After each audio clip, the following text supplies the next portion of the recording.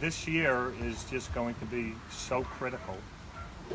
And it's, I was talking to some of the young people that are working on our campaign and helping us, and I'm so grateful for that, and I know Chuck is so grateful as well. And I just said to Chuck, these kids are going to be taken over soon, including in politics, and we're going to have to step aside at some point pretty soon.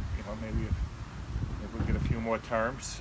Push us aside. But these young people are the ones that are the future, and to some extent, it took Donald Trump to be elected president and show us what really can happen to your society, to your country, to your state, and to your localities if the wrong person gets into office and then tries to change everything for the benefit of really just a small group of people. And that's what's going on now. We have a President of the United States who is totally dedicated towards just trying to protect his political base.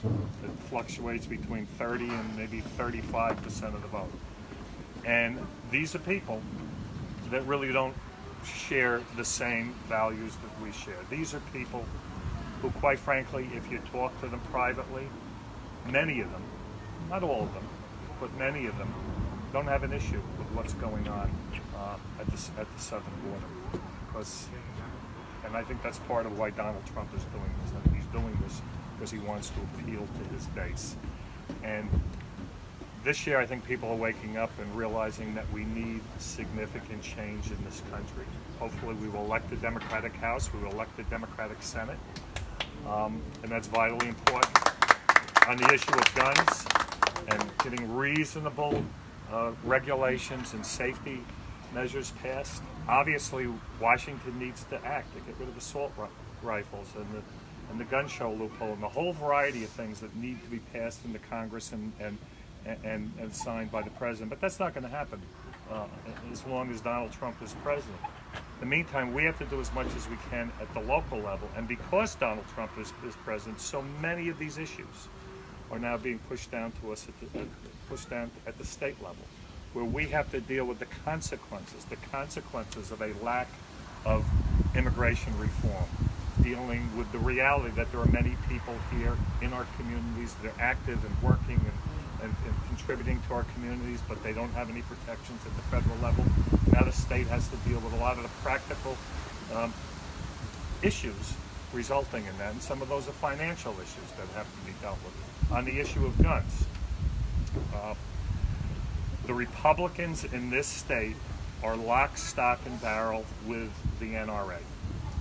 They don't. In fact, my opponent, Senator Marcellino, actually wants to repeal the SAFE Act. He even voted for it initially. And then his NRA supporters came, gave him a hard time. He pretty quickly filed a bill to repeal the SAFE Act. We need to not repeal the SAFE Act because it's a good law that's one of the toughest in the country, but there are other things that we can do at the state level until we get to the point that we get federal law. And even if it just saves one life, increasing the age to 21, I think that's a practical measure. Having a 10-day waiting period to be able to obtain a gun in New York State, because the 3-day federal period isn't working in many cases because the federal government is cutting back on the program to do the background searches, and then people are walking out with a gun after 3 days, even if the search isn't done. And there's a whole host of others. We need to study the impact of guns on society as a health issue, and the red flag law. I don't want to leave stuff out because I don't want to arm teachers. I support Kaminsky's bill on that, but the red flag law is such a common sense thing to do that when a teacher or there are others listed in the bill know that somebody is going to be a threat with a firearm to either themselves or to someone else, but not just take that gun away, but to go to a judge and have a process similar to what happens with domestic violence situations and order protection, and have a process where a judge will give that person his or her rights and then take away the gun, even if it's just on a temporary basis, to try to save lives. What is wrong with that? But the NRA, including the people in this state, are just so vehement against that. And my opponent had the opportunity to vote for that about 2 weeks ago, and he voted against it. So we can make significant changes in this state, but we're going to need a state senate to work with the assembly. And Chuck has got a lot of bills, including a lot of local bills that I know he can't get out of the Senate. And a lot of the issues I've discussed are ones where he's already filed the legislation, or somebody else has sponsored the legislation that he's voted for. And in January, we can just sort of put the Senate on the bill and give a Senate number and take this stuff and move forward. And that's what I'm committed to doing. And you helping both of us today get on the ballot, which is not a fun thing to do because you have to ask neighbors and strangers to sign a petition. But it's part of the American system that has to be done. And by you doing it for us, you're giving us the opportunity to run and represent you. And hopefully we will win and make some changes. And this gentleman has always been a mentor of mine. And I'm just thrilled to have the opportunity to work with him, representing this community and others in the New York State Legislature. Chuck Lavine. Thank you, Jimmy. And I just want to take issue with only one thing that you said. How's that on? Better? You said hopefully we'll win. It's not a matter of hopefulness. You are going to win. You're going to win with all the people who are here. Thank you. Rachel and Seth, thank you for making your beautiful home available to us. To all of you who are here today, thank you. This is the battle this is really the battle for democracy. We knew shortly after Donald Trump was elected, when we got a real sense of what he had in mind, we knew that the state legislatures were going to have to stand up and protect our rights, our human rights. And while we're speaking of human rights, it gives me a great pleasure to introduce my partner in crime for many, many years, my wonderful wife, Ronnie Lavine, who is a retired public school teacher, first in the South Bronx, and then in the city of Glencoe, and is a very proud Planned Parenthood volunteer.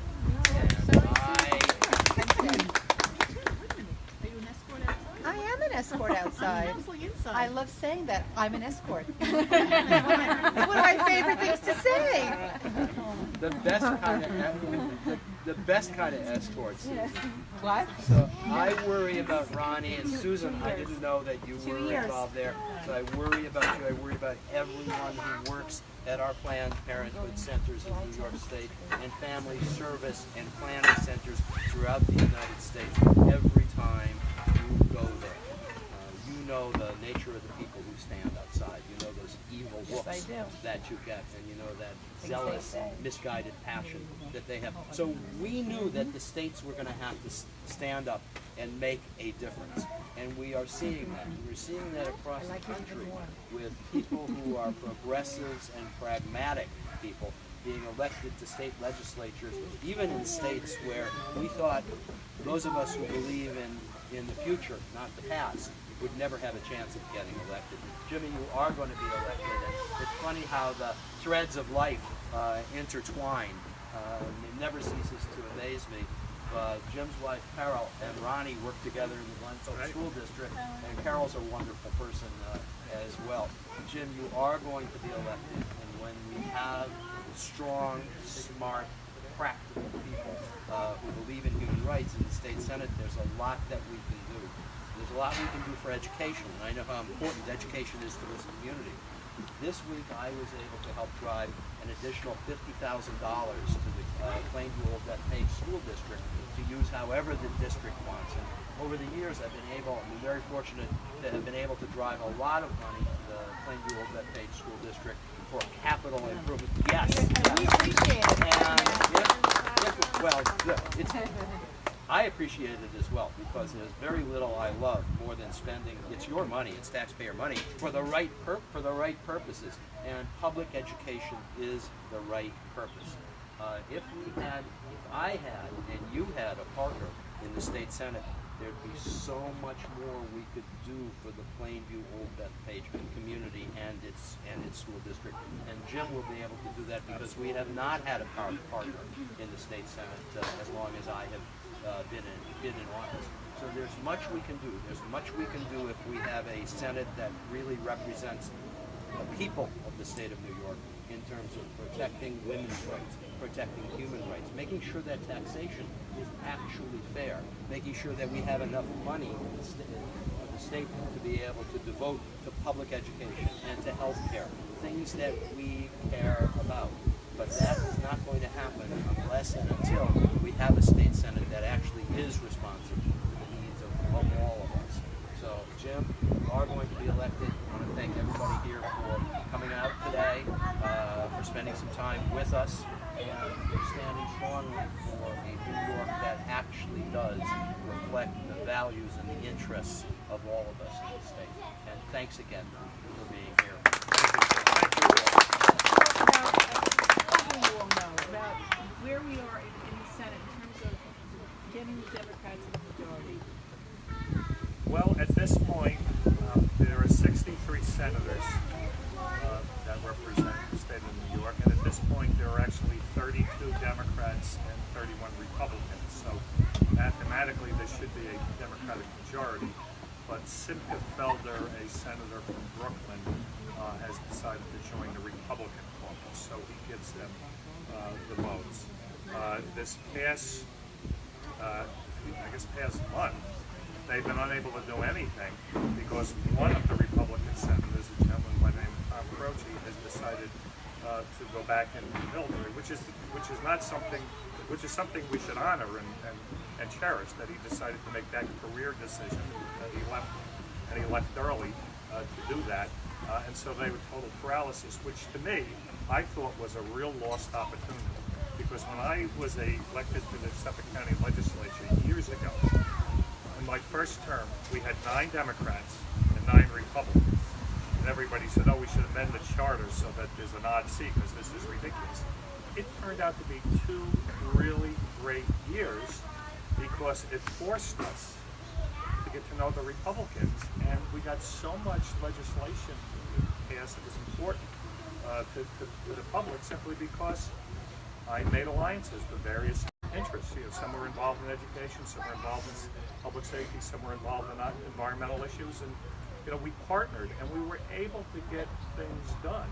And I think that was a real lost opportunity for the Senate because they could have put all this stuff on the table, including issues dealing with guns, including issues dealing with decoupling.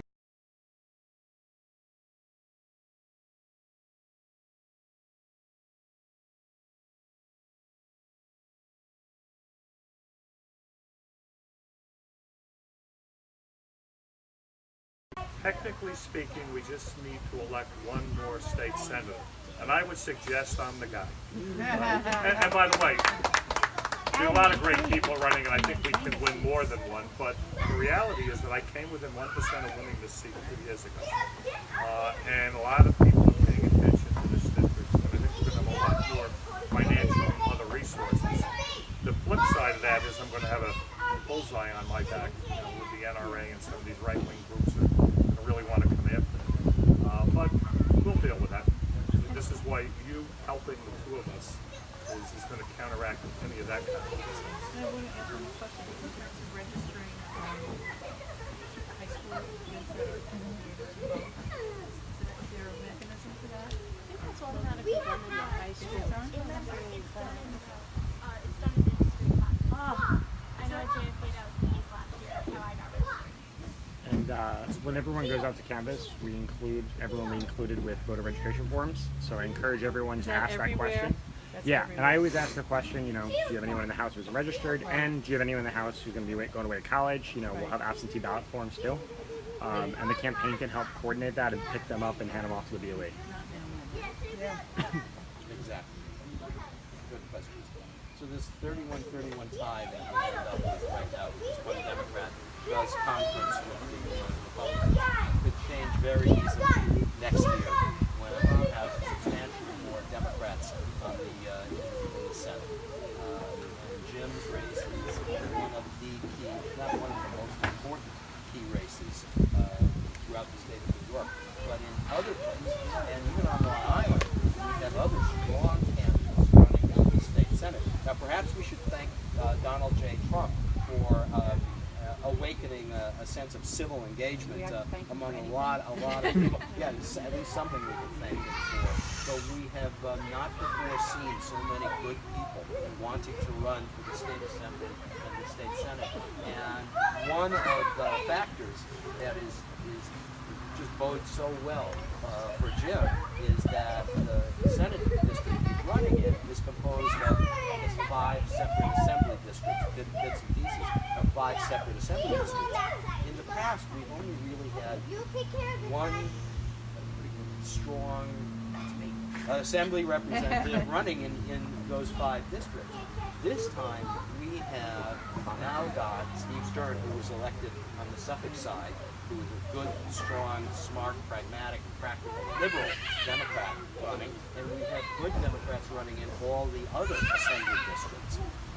We have always suffered when we haven't had strong Democrats running in those assembly districts because there's less reason for people to want to come out and vote in these state elections. So the stars are aligning, but the stars would not be aligning without your participation and your support, which is why we thank you so much.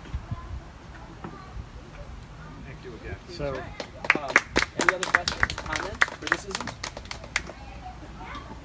with that said, you guys all Mario, saw. by the way. So I'm Jim's field director.